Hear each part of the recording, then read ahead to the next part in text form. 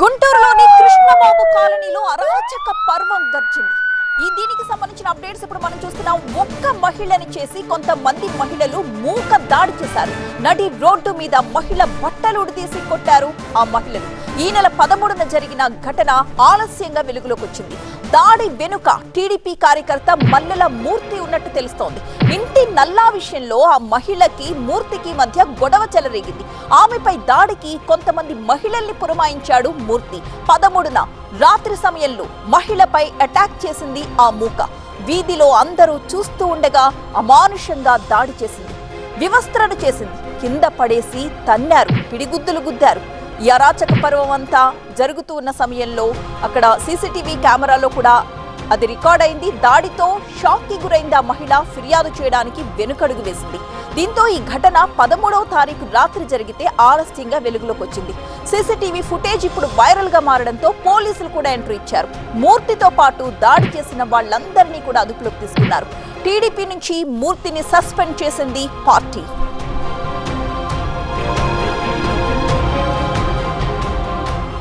ఈ area Nagarampalem police station పరిధిలోకి వస్తుంది. అక్కడ ఉన్న ఒక ఫ్యామిలీ సొంతంగా బోరు వేసుకుని నల్లా ఏర్పాటు చేసుకున్నారు. ఆ తరువాత మున్సిపాలిటీ స్వాధీనంలోకి వెళ్లిపోయింది ఆ ప్రాంతం. కొంతకాలంగా అది పాడైపోయింది. ఆ మహిళ భర్త దాన్ని రిపేర్ చేయడానికి సిద్ధమయ్యాడు. అయితే ఆ పక్కనే ఇంట్లోనే ఉండే వెంకటరమణమూర్తి అనే వ్యక్తి తాను వార్డు సెక్రటరీని అని చెప్పి 10,000 రూపాయలు లంచం అడిగాడు. లంచం ఇస్తేనే రిపేర్ కి ఒప్పుకుంటాను అన్నాడట. దానికి ఆ మహిళ భర్త నా దగ్గర డబ్బు లేదు, నేను ఇవ్వలేను అని చెప్పడంతో వివాదం మొదలైంది. అది కాస్త ముదిరిపోయి పరస్పరం దాడులు చేసుకునేంత వరకు వచ్చింది. మధ్యాహ్నం మొదలైన ఈ ఘటన రాత్రికి మరింతగా ఎక్కువైంది. కొంతమందిని బయట నుంచి పిలిపించి మరీ తనపై దాడి చేయించాడు అని మూర్తిపై కంప్లైంట్ ఇచ్చింది ఆమె. నడి వీధిలో వివస్త్రను చేసి పిడిగుద్దులు గుద్దారని కంప్లైంట్ ఇచ్చింది. దాడి చేయడంతో పాటు ఒంటిపై ఉన్న బంగారాన్ని సైతం ఒలి చేసుకున్నారని, దిద్దుల్ని కూడా లాగేసుకున్నారని, దానివల్ల చెవి కూడా తెగిపోయిందని కంప్లైంట్లో చెప్పింది ఆ మహిళ. ఈ నెల 13న జరిగిన ఈ వివాదం సీసీటీవీ ఫుటేజ్ వైరల్ గా మారింది. ప్రస్తుతం మూర్తిని, దాడి చేసిన ఆ మహిళల్ని అదుపులోకి తీసుకున్నారు. వార్డు సెక్రటరీ అని చెప్పుకున్న మూర్తిని పార్టీ నుంచి సస్పెండ్ చేసింది టీడీపీ.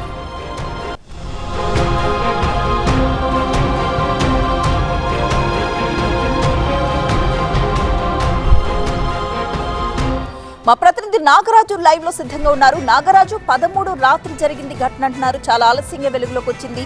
అంత అవమానపడి, అంత బాధ భరించి ఆమె కంప్లైంట్ ఇవ్వడానికి ఎందుకు వెనకాడింది? ఆ మూర్తి గురించి స్థానికులు ఏం చెప్తూ ఉన్నారు?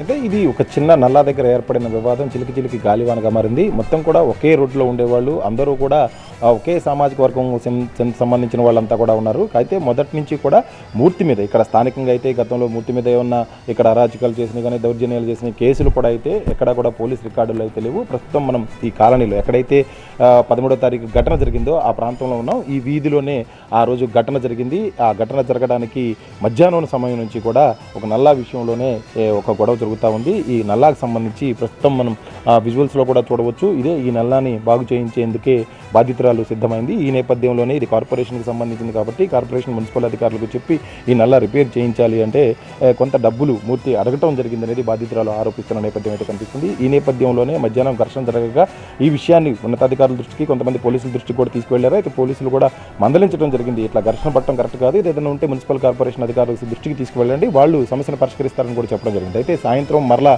ఇంటి దగ్గర బండ్లు పెట్టుకునే విషయంలో కూడా ఘర్షణ జరిగి ఒకరి మీద ఒకరు దాడులు చేసుకున్నారు. అదే సమయంలో ఇక్కడున్న మరికొంతమంది మహిళలు కూడా వచ్చి బాధితురాల మీద ఇంట్లో నుంచి గేట్లో నుంచి బయటకు రాగానే బాధితురాల మీద దాడి చేయటం, ఆమె ఒంటి మీద ఉన్న బట్టలన్నీ కూడా తీసివేసి దాదాపు ఆమెను చాలా వేధింపులకు గురి చేయడం, దాడి చేయడం కూడా జరిగింది. ఈ నేపథ్యంలోనే ఇక్కడున్న మొత్తం కాలనీ వాసులు కూడా కొంతమంది వచ్చి వివస్త్రణ చేసిన తర్వాత ఆమెకు బట్టలు అందించే ప్రయత్నం చేసినప్పటికీ కూడా మూర్తికి సంబంధించిన బంధువులు మరికొంతమంది మహిళలు మరొకసారి వచ్చి కూడా ఆమెకు బట్టలు ఇస్తున్న సమయంలో కూడా దాడి చేయడం మొత్తం కాలనీ మొత్తాన్ని కూడా నిర్ఘాంతపరిచింది. దీంతో స్థానికులంతా కూడా ఆగ్రహావేశాలు వ్యక్తం చేసినప్పటికీ పోలీసులు వచ్చేంత వరకు, పోలీస్ స్టేషన్కి వెళ్లేంత వరకు కూడా బాధితురాలు కొంత భయపడి ఈ దాడి జరగడంతో, ఎందుకంటే మొత్తం ఇళ్ళన్నీ కూడా పక్కపక్కనే ఉంటాయి. మనం ప్రస్తుతం విజువల్స్లో చూస్తున్నాం. మూర్తి ఇల్లు కూడా ఇదే. ఈ మూర్తి మూర్తి ఇల్లు ఇక్కడి నుంచి బాధితురాలి ఇంటి దగ్గర నుంచి కూడా దాదాపు 10-15 అడుగులు వేస్తే మూర్తి ఇల్లు కూడా వస్తుంది. ఈ మొత్తం ఒకే కాలనీలో ఉండేవాళ్ళు, రోజు ఒకళ్ళనొకళ్ళు పలకరించుకునేవాళ్ళు. కానీ ఒక్కసారి ఘర్షణ జరిగిన తర్వాత ఏ స్థాయిలో ఆ మహిళని హ్యూమిలియేషన్కి గురి చేశారో కూడా మనం విజువల్స్లో చూడవచ్చు. కానీ ప్రస్తుతం ఏదైతే మొత్తం బాధితురాలు ఫిర్యాదు మేరకు నిందితులందరినీ కూడా అదుపులోకి తీసుకున్నారు.